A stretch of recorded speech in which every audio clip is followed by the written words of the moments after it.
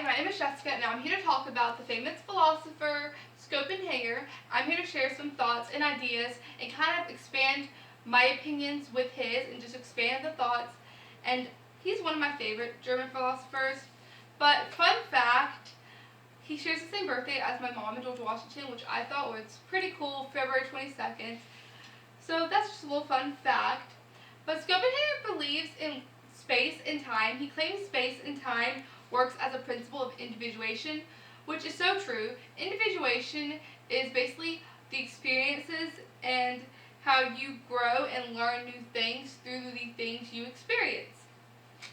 Schopenhauer says you must suffer in order to live, which is so true.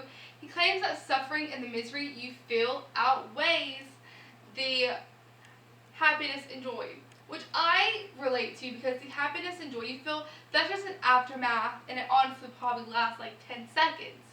But the suffering and the misery that you go through, that toughens you up and makes you stronger and creates who you are. So I think that's really important. They always say that famous quote that's like, it's the journey, not the destination. That is so true and really does apply to Schopenhauer and his ideas on space and time and how time and space relate to each other. So over time, you're going to grow and be different.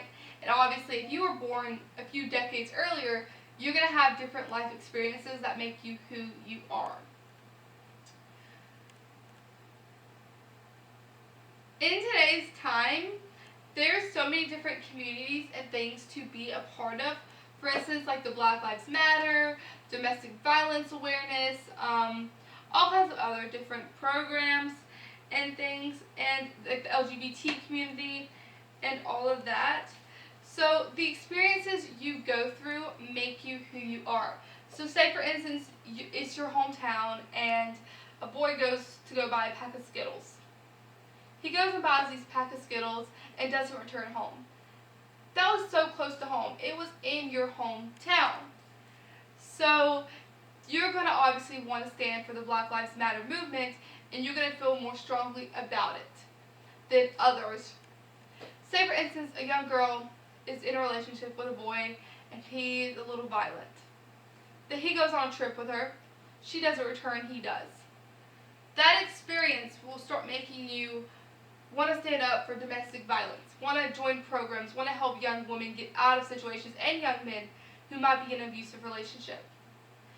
All these experiences you go through make you who you are.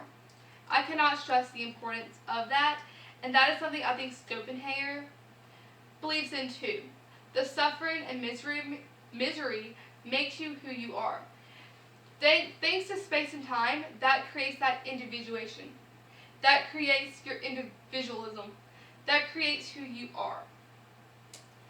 Through space and time and being able to grow through space and time and having, if I was born 30, 40, 50 years ago, obviously I'd be a lot older. I'd have different aspects of life.